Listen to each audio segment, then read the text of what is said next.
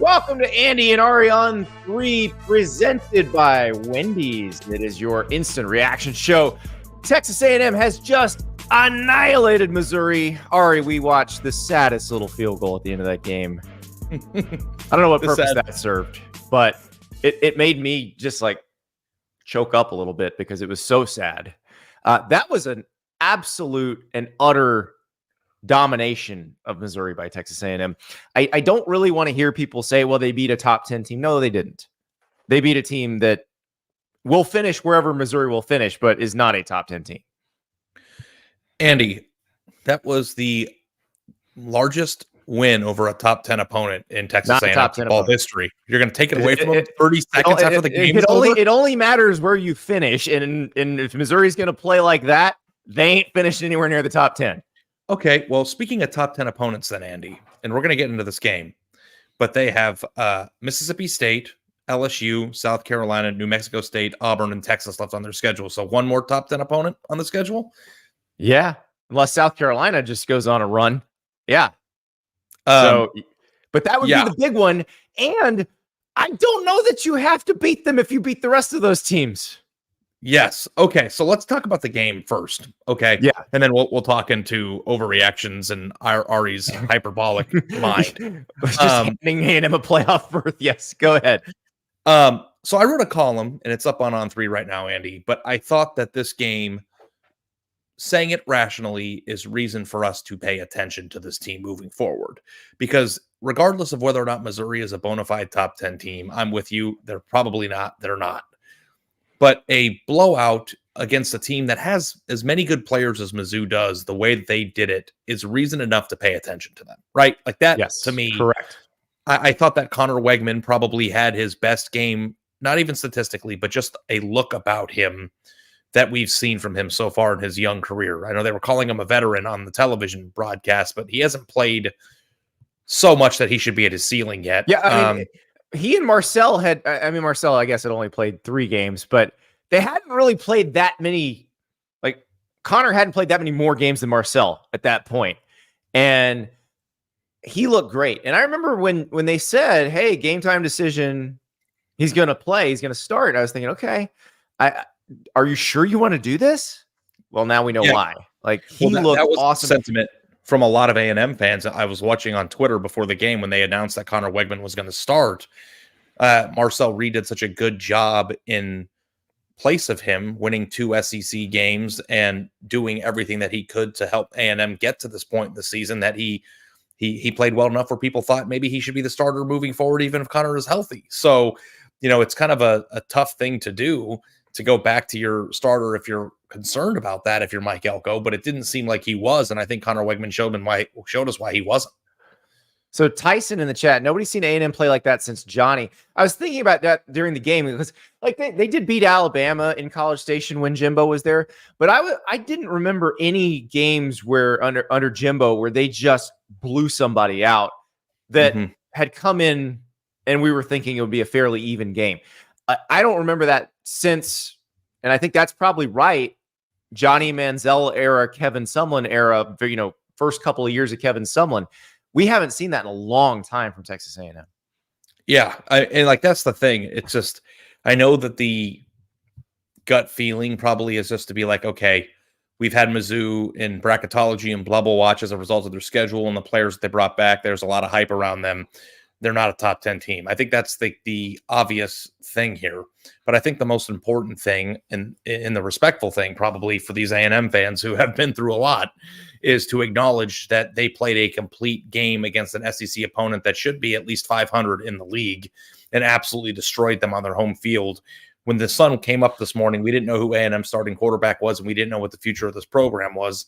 Now we know who their starting quarterback is. He played the best game of his college career. They beat the crap out of Mizzou, and they have a very manageable schedule. Like, I think it's a reason to be excited if you're an A&M fan. I think it's a reason to pay attention to this team moving forward. If you're not, I don't want to take anything away from what they've done because we don't know how Mizzou is going to turn out. But like that was 2 classes of football, and A&M was in the heavyweight in that game. Oh yeah. So Brett in the chat says harder upcoming game for Texas A&M, non-Texas division, LSU at home or at South Carolina. I kind of want to see the two teams we're talking about play Ole Miss as we're recording this. South Carolina is about to play Ole Miss. LSU will play Ole Miss next week, and then maybe we'll be able to tell. LSU did beat South Carolina, but Lenora Sellers got hurt at the end of the first half. So I think both of those could be challenging for Texas A&M. It's not like this is a cakewalk the rest of the way, but I think what you were mentioning in your column, and this makes sense, is it's all games they can win. And honestly, if they play the way they did today, they can give Texas probably should. Yeah. Yeah. Well, it is funny because now we're in October, Andy. We are a week removed officially from the Red River rivalry game. And I think it's about time that we start to consider our Thanksgiving plans. And if you had an early front runner, with the design of going to a game that's going to be between a team that is either in or out if they win or lose. Us getting barbecue on Black Friday in your town and then driving down to College Station that Saturday. Yes, please. I think that's probably in pole position right now over Auburn, Alabama, and Ohio State, Michigan, right? That's what. Well, let's not forget In and Out on the Sunset Strip before we go to Notre Dame USC. That's also actually, while we're talking about a huge Texas A&M win, we kind of have to bring the Irish into the conversation. Do you want to? People are saying, "Oh, you're just dragging Notre Dame into this because that gets clicked." Yeah, I am, but it's also relevant here because that Notre Dame win against Texas A&M in College Station looks even better now. Oh, yeah. Yes, they lost to Northern Illinois, and that sucks, but that is a huge win now. Yeah, I don't know what happened at the end of the Massachusetts game today, but they lost to NIU, but UMass was beating NIU before half, and it was just funny to do the transitive property game there for a minute, Andy, Yeah. where Notre Dame loses to A&M beats Mizzou, Notre Dame loses to NIU, and NIU is losing to UMass right before halftime. So it's just like a weird sport. But yeah, I mean, the Huskies pulled it out. We have to continually show regard to teams that we would otherwise think are a afterthought in the 4-team field in this field, right? Like that is the luxury and the benefit of this system. And if you want to be in that system, which we are, you have to acknowledge when a team like A&M wins a game like this. You have to acknowledge what this means for Notre Dame, especially when we've come to find out and know that the committee values important wins more than they penalize you for bad losses. So yes, I think that Notre Dame was probably in a pretty good position already. But if A&M turns out to be a 9-3 or a 10-2 team, hell, maybe even an 11-1 team, who knows? Then Notre Dame looks a lot sexier than they did when we woke up this morning. So yeah, that's absolutely part of it. And, context and puzzle pieces are being put together, and, it was an exciting game. Another interesting question this raises, and I realize we're just throwing out all the hyperbole right now, but still, this is a strange place for A&M to be right now, even though Vegas loved them all off season and had them as an 8.5 win total team. You think about that, they're on, they could be a 9-3 team. We wouldn't consider that a disappointing season. The rest of the way, if they drop 2 here and they're a 9-3 team, kind of right at where Vegas had them, that's good. They'd be not satisfied with that now, because now you start thinking playoffs. But think about the Saturday after Thanksgiving last year. Everybody's focusing on Michigan-Ohio State game, but all the drama's playing out in College Station. The board of trustees goes berserk because it looks like Ross Bjork's about to hire Mark Stoops. By the end of the night, Mike Elko's the hire. How big was that? Because it seems like Mike Elko's the right guy for this job. Yeah, I mean, early returns are pretty high, right? I mean, I was just kind of fantasizing in the Notre Dame world, if Texas A&M would have won the game, where we would have them right now, Andy. I mean, think about it. If they were 5-0 and they had to win over Notre Dame and they had to win over Mizzou the way they just won this game, they'd probably be a top 10 team, right? Not probably, they would be. So, the thing that we have to, wonder out loud, and here's the thing that I kind of explored for a minute there in the column I wrote, was that I don't recall if you had Mizzou still in your bracketology. I had Mizzou in my bubble watch as a first 4 out, but I had them in the mix. That's where I had them, yeah. So if you have them as a first 4 out, that means that you thought that this team coming into the weekend was a top 15 team, right? And in flirting with that. And I think part of the reason why we had that is our job in our attempt to project forward.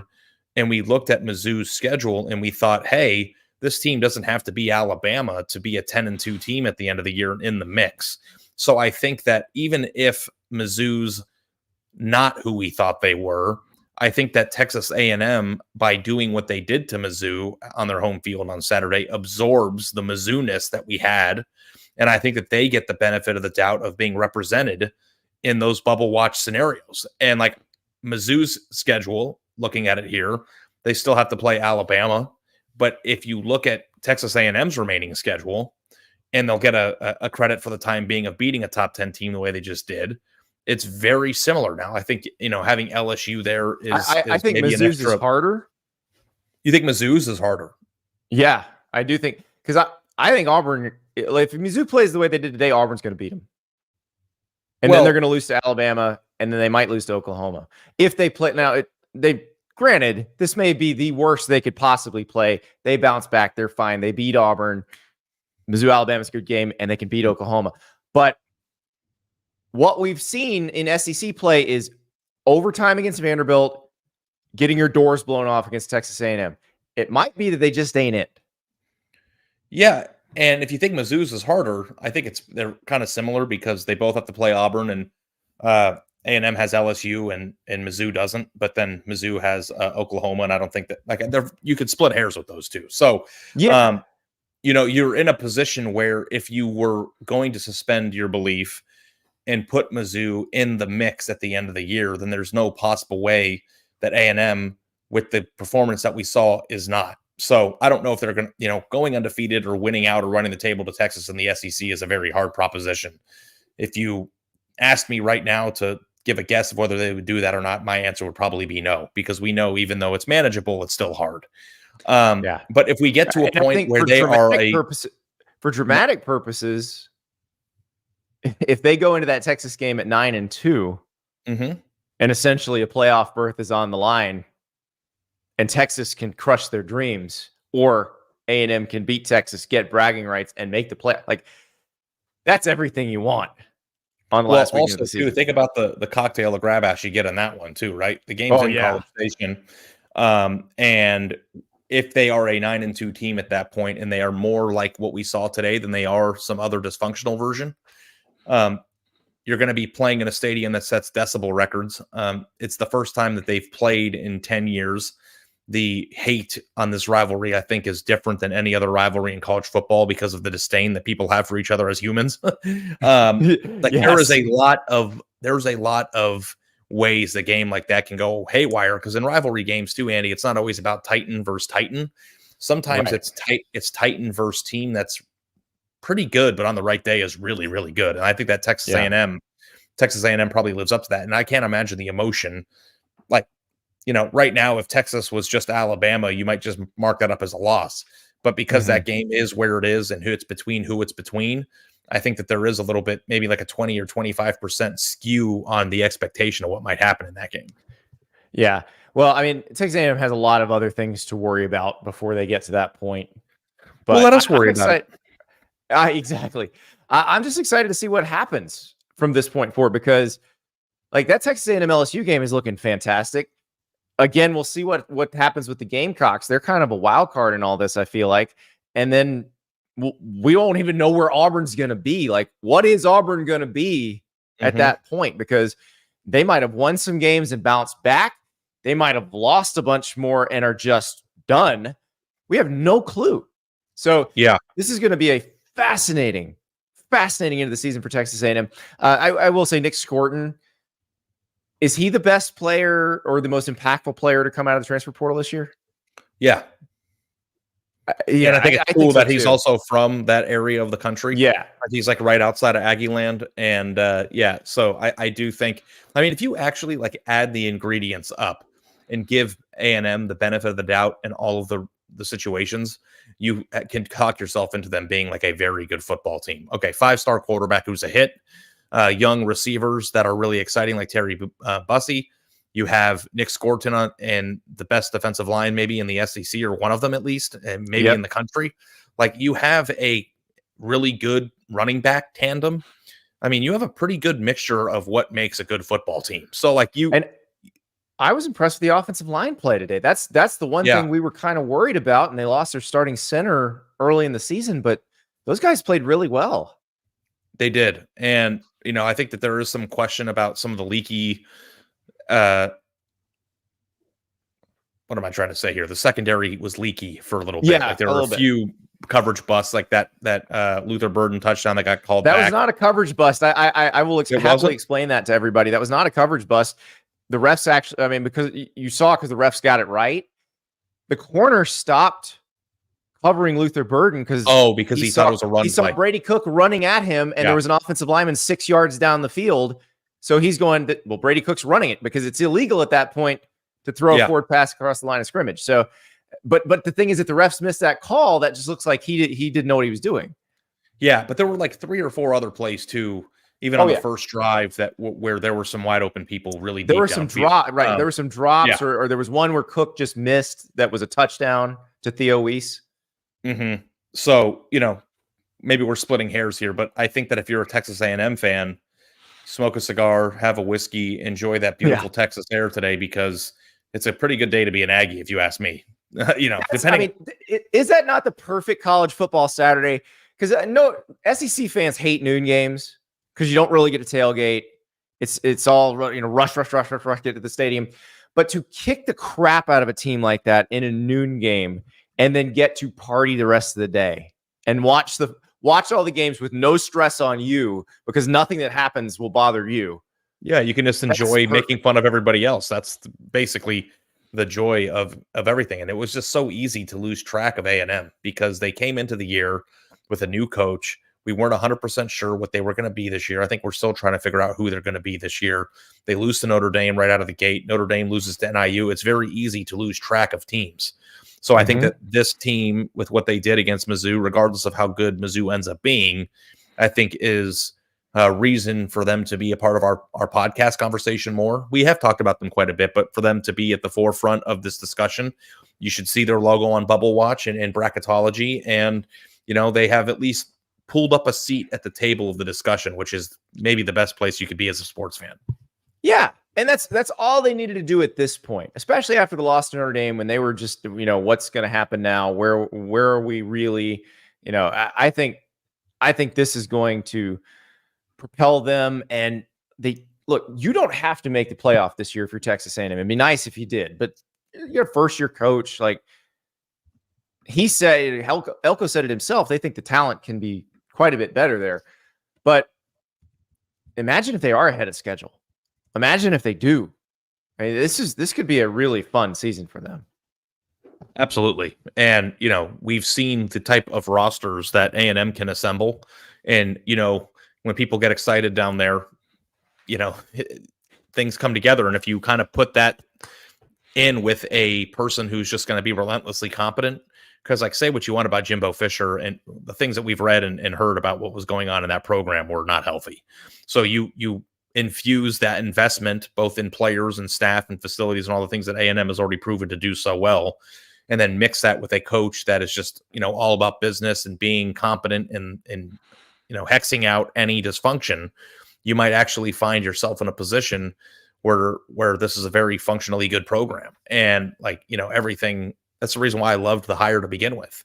It wasn't some splashy hire to show everybody how rich they were, to bring somebody in that had a big name, but maybe not as much substance. They went out and got a person who is in an incentive-based situation, who is familiar with the place, who isn't a sexy hire, but is somebody who has proven that he can win at places that have tough circumstances, like at Duke, comes in and just rights the ship. And then you have that strong, stern, competent person leading the way. And then all of a sudden the monopoly money starts flying all over the place. You might find yourself in a position to do something. So, it was one win against a team that we are probably going to find out isn't very good, but that doesn't mean you should not enjoy what you saw. That was an ass kicking in every sense of the word, and happy for them. Going to be fun to watch the rest of the year. Going to be fun to watch the rest of the day. I am headed to the UCF Florida game. Hey, Ari, if there's a big result here in this afternoon window, I say we get back together. You know what, Andy? I'm going to say a prayer that your day goes smoothly because you might have a long one. I don't know how things are going to go. This could be a long next 24 hours in the old 352, but we shall see what happens. Mm-hmm. Ari, it's been a pleasure. Congratulations, Aggies. Enjoy that whiskey because it's going to taste awfully good the rest of the night.